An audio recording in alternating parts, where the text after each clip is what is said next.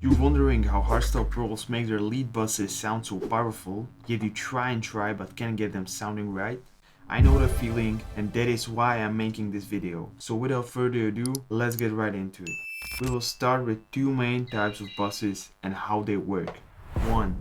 I have opened the project of Burning Down Remake, which you can get in the description, and look at this bus. Might not be your most typical or orthodox mixing technique, but in the end it sounds good and that's what matters.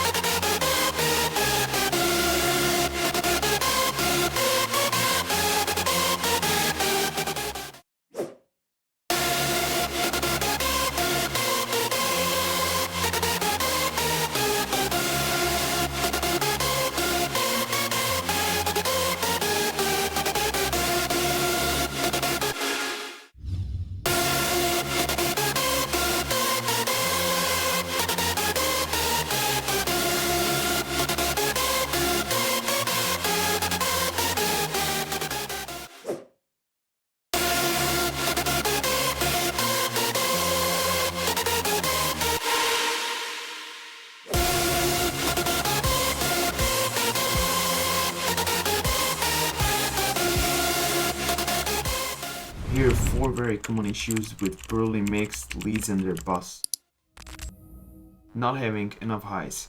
A lot of times I hear while having rich, full character in mids, it lacks the clarity in highs, which can be achieved by choosing more appropriate layers or processing it with effects like EQ and compressor. This commonly happens when you don't process the lead, or it can create issue, which is next in the order. Too much highs. Nowadays, with more aggressive and raw leads, it is common for people to get too much highs when layering. They need to be controlled, as the lead should be in balance. This can happen mostly when you combine a lot of high frequency rich layers, what creates imbalance and faulty perception of it sounding good, because high frequencies tend to make sound more clear.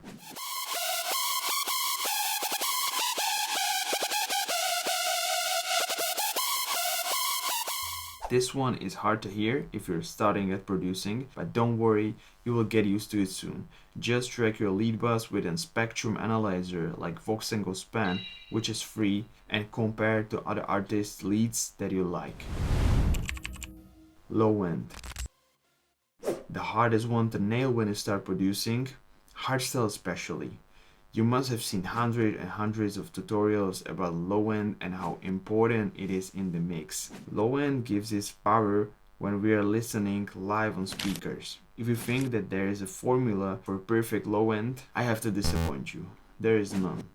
Luckily, every track is different and you have to choose how much low end you want to leave to work with bass, so generally it is good to low cut about 100 Hz or more. Even if you're a more experienced producer, repetition is the mother of wisdom, and sometimes even we get so focused on the sound itself that we forget to check the lows until we get to mix, and then it's a disaster. Lack of character.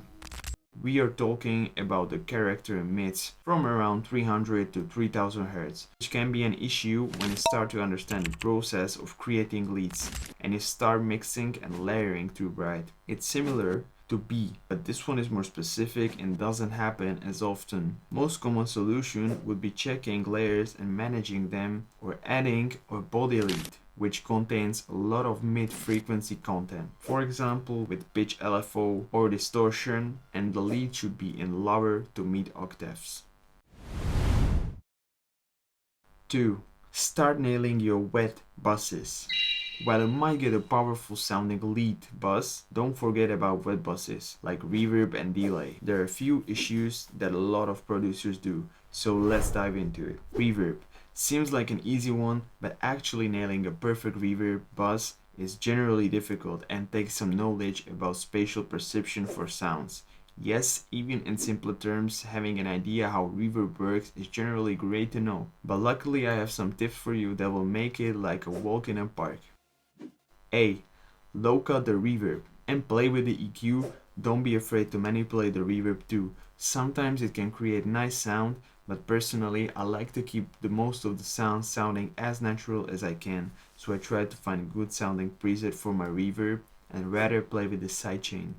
Great examples are FabFilter Pro R, Valhalla Reverb, Fruity Reverb 2, Ableton Reverb, Valhalla Supermassive, or Black Hole Reverb. This one is a special gem. I'll tell you about it in another video. Producers like Rebellion or Asterix use it. B. Sidechain. The most important aspect in my opinion to give the reverb more life, as hardstyle is a genre where you can explore rather crazy sounds and emotions. Unlike in many other genres, the sidechain has two very important roles. First one, adding additional energy to the lead. By sidechaining the reverb properly in the compressor, it's best to have source input as a dry melody, so it's exact and to the point. Play with the threshold, ratio, attack, and release. Every combination of these values will give you a different type of sidechain. For example, use fast release for modern fast leads, values like 20 to 50 milliseconds, and long release, more than 50 but even 120 milliseconds to give it a breathing effect. Great example of long reverb is Headhunter's Orange Heart. Keep in mind, the longer the release, the more cinematic it will sound, and make sure it catches on to the next note in time, otherwise it will sound weak or create total mess. Second one, and this one is actually part of a historical evolution of hardstyle, and it has to do with the industry standard loudness. As years have progressed, hardstyle has gotten louder and louder, but there is a price for such sacrifice. Imagine you have a lead that is practically clipping, and there are also elements like impacts, claps, basses, and melodic layers, and reverb. If the reverb wasn't sidechain, it would clip like crazy, mainly on the drop. So producers discovered that when you sidechain the reverb, you also give the lead more life, but you also gain a lot of headroom in volume. So now you can call yourself a professional sidechain specialist with this knowledge. Delay. Similar to reverb, I found out that you need to be careful about the spectrum, since it can create clutter when stacked with already powerful reverb, and sometimes you need to choose which one is more important for a song. That means if you want to make the delay powerful, you can make it the only wet buzz. Luckily, wouldn't be the need for hardstyle, since the whole mix is really a huge clutter of weird sounds that end up making the sound you love. So be smart with both, and don't forget to sidechain your buses. Use both, smart. I found out that for delay, it doesn't have to be as precise in terms of perfect attack and release, but sometimes the threshold on compressor needs to be lower than on the reverb bus. So now that we got the theory out of the way, let's move on, and I will show you how the sound changes when we apply all those new things we learned together. So let's start with how important the lead bus is to the total mix. This is the lead bus when it's turned off.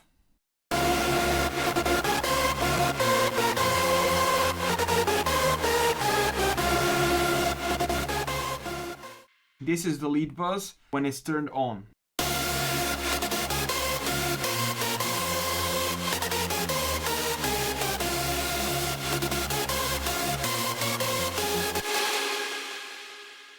You see, there is missing a lot of highs. It's not as snappy as it could be, and it's basically you can hear it's an unfinished lead, like really amateur sounding lead, which is okay in the beginnings, you have got to learn. But this video is for people who want to learn. You can hear the difference, how much spicy and full it sounds, even though you may lose some of the mid frequencies when you're compressing as much, because we have OTT, which does quite a lot, as you saw.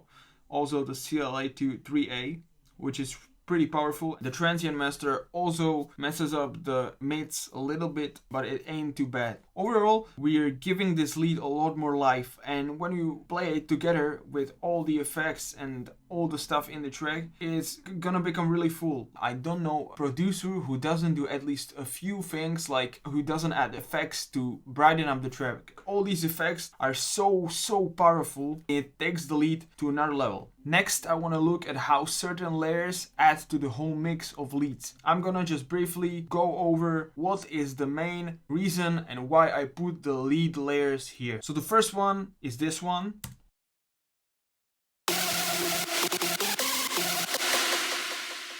Which is basically a really detuned pitch LFO and kind of gritty lead, which on itself doesn't sound good. But when you layer it with something more clean, something like this,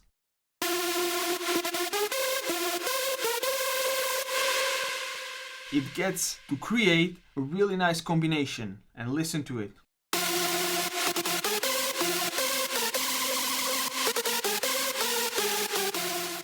You can just hear how much clarity, but also the grit that it gives. When I solo both, you see how powerful it is. The next one is another layer which adds the grit.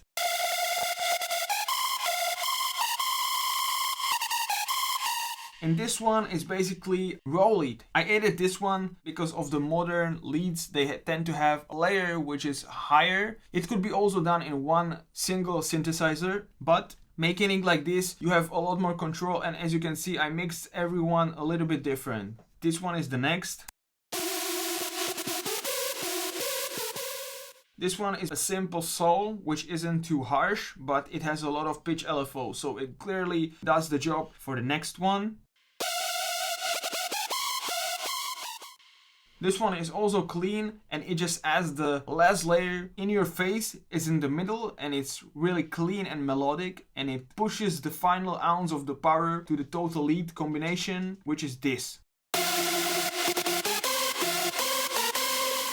Now it sounds a lot more powerful, even without chords. There are also some layers which are also for the body of the lead. For example, this one. Or this one.